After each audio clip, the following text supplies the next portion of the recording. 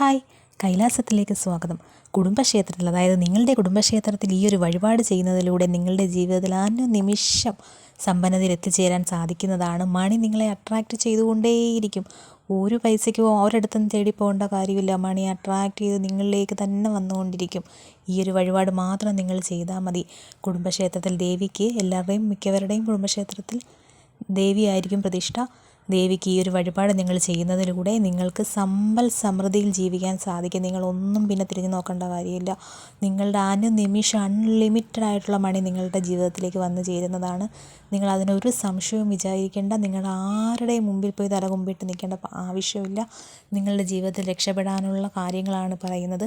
ഈ ഒരു വഴിപാട് ചെയ്യുന്നതിലൂടെ നിങ്ങൾക്ക് ഇനി എന്ത് തടസ്സപ്പെട്ട് കിടന്നാലും ജീവിതത്തിൽ നടക്കത്തില്ലെന്ന് വിചാരിച്ച ആഗ്രഹങ്ങൾ പോലും നിങ്ങളുടെ കൺമുന്നിൽ നടക്കുന്നത് നിങ്ങൾക്ക് കാണാൻ സാധിക്കും.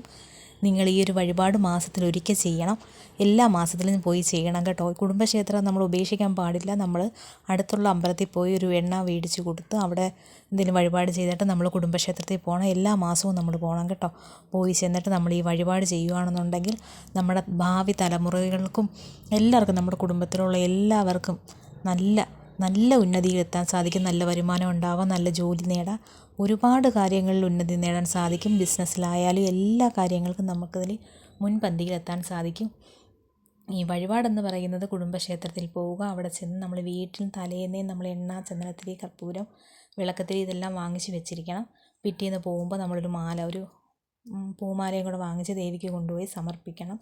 സമർപ്പിച്ചിട്ട് നമ്മളവിടെ നെൽപ്പറ വഴിപാടായി ചെയ്യുക. എല്ലാ മാസത്തിലും ചെയ്യണം. അടിപൊളിയാണ്, സൂപ്പറാണ്. നിങ്ങളുടെ ജീവിതത്തെ നിങ്ങൾ പോലും പ്രതീക്ഷിക്കാത്ത രീതിയിൽ രക്ഷപ്പെടുത്തി തരും ഭഗവാൻ. കുടുംബ ദേവതയെന്ന് പറയുന്നത് നമ്മുടെ കുടുംബത്തെ രക്ഷിക്കാൻ വേണ്ടി ഇരിക്കുന്ന, നമ്മുടെ കാര്യങ്ങൾക്ക് വേണ്ടിയിട്ടുള്ള ദേവതയാണ്. ആ ദേവതയ്ക്ക് നിങ്ങൾ എല്ലാ വഴിപാടുകളും നിങ്ങളിത് ചെയ്യുകയാണെന്നുണ്ടെങ്കിൽ, നിങ്ങൾ മറ്റൊരു വഴിപാട് ചെയ്തില്ലെങ്കിൽ പോലും ഈ ഒരു വഴിപാട് ചെയ്താൽ നിങ്ങൾ സമ്പൽ സമൃദ്ധിയിലായിരിക്കും നിങ്ങളുടെ ജീവിതം പിന്നെ മുന്നോട്ട് പോകുന്നത്. സന്താനമില്ലാത്തവർക്ക് സന്താനം, പിന്നെ സമ്പൽ സമൃദ്ധി, ജോലിയില്ലാത്തവർക്ക് ജോലി, ഇതെല്ലാം നേടാൻ സാധിക്കുന്നതാണ് ഈ ഒരു വഴിപാട്. ഒരു കാരണവശാലും ഒരു മാസം പോലും നിങ്ങൾ മിസ് ചെയ്യരുത്. കഴിവതും നമ്മൾ 1-ാം തീയതി തന്നെ, മലയാള മാസം 1-ാം തീയതി തന്നെ പോയി ഇത് ചെയ്യാൻ ശ്രമിക്കുക. പറ്റാത്തവർ അടുത്ത വരുന്ന ദിവസം, നിങ്ങൾക്ക് ഏത് ദിവസമാണോ പറ്റുന്നത് അന്ന് തന്നെ ചെന്ന് ചെയ്യുക. നിങ്ങൾ പോകുന്നതിന് മുമ്പേ തന്നെ വീട്ടിൽ നിന്ന് നേർച്ച നേരണം. എല്ലാ മാസവും ഞങ്ങളിങ്ങനെ വന്ന് ചെയ്തോളാമേ, ഞങ്ങളുടെ കുടുംബത്തെ രക്ഷപ്പെടുത്തി തരണേന്ന് ദേവിയോട് അകമഴിഞ്ഞ് മനസ്സുരുക്കി പ്രാർത്ഥിക്കുക.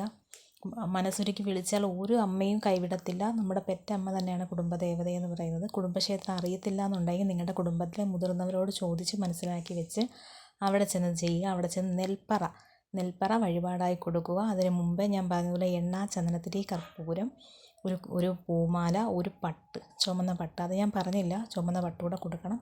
അത് പോകുന്നതിന് മുമ്പേ തന്നെ തലേ ദിവസം അടുത്തുള്ള അമ്പലത്തിൽ, നമ്മുടെ ദേശത്തിൻ്റെ ദേവത, അടുത്തുള്ള ദേവിയായാലും ദേവനായാലും അവിടെ ചെന്ന് ഒരു കുപ്പി എണ്ണ നിങ്ങളെ കൊണ്ട് കഴിയുന്ന രീതിയിലൊരു അർച്ചന അവിടെ ചെയ്തിട്ട് വേണം പോകേണ്ടത്.